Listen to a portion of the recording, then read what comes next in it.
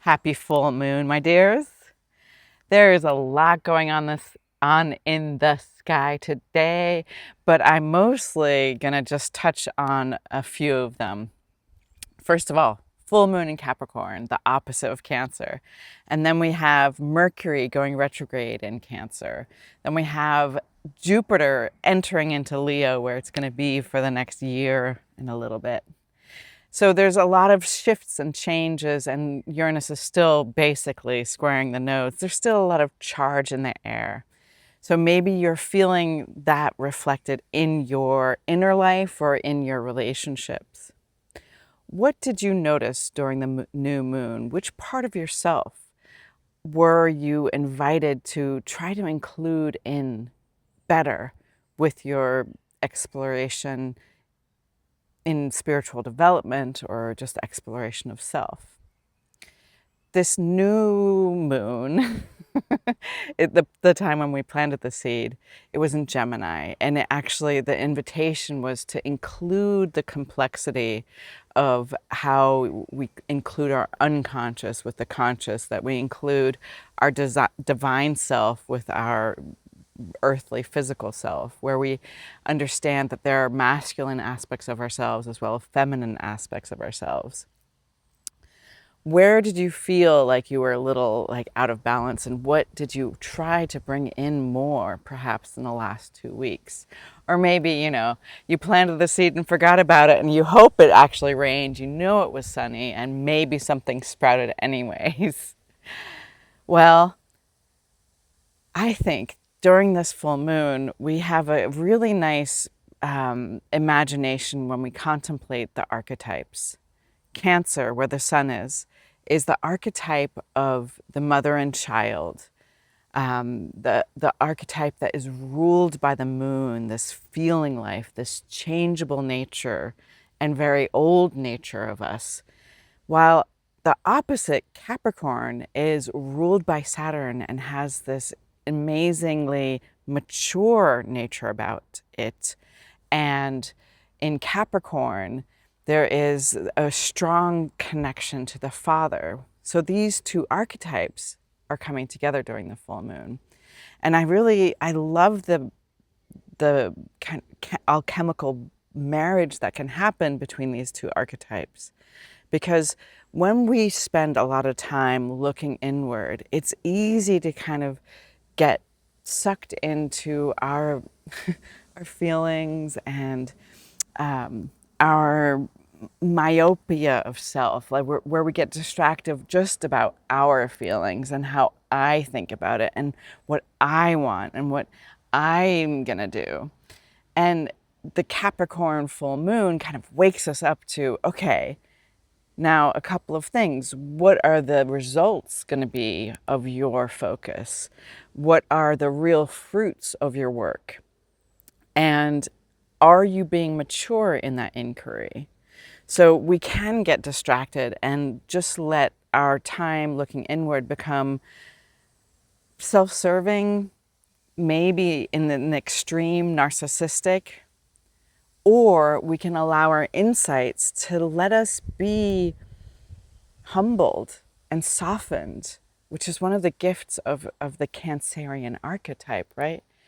But we need some structure for that, or some framework for that to actually be fruitful work, not just destructive work.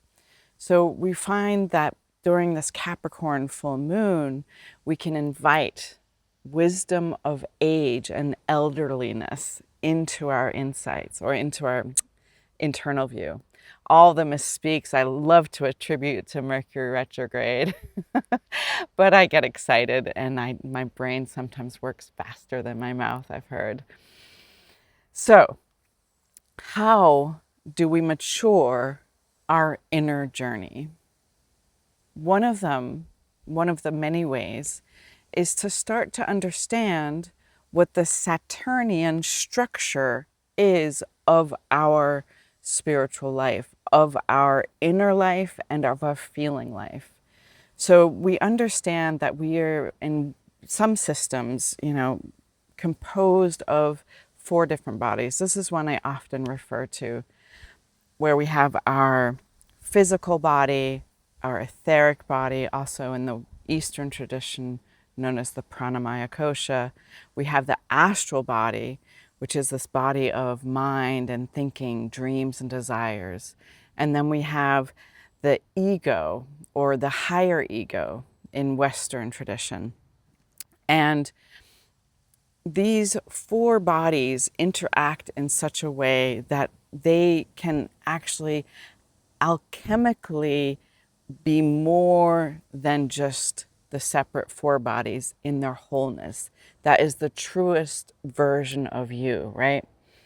And when we notice in our inner work that we're just spending a lot of times looking at how we feel in reaction, then we can understand that we're not actually lifting ourselves up into our higher ego, lifting ourselves up into that part of us that witnesses the things we do, that part of us that can even witness our own shortcomings without making it just fuel to look down on yourself.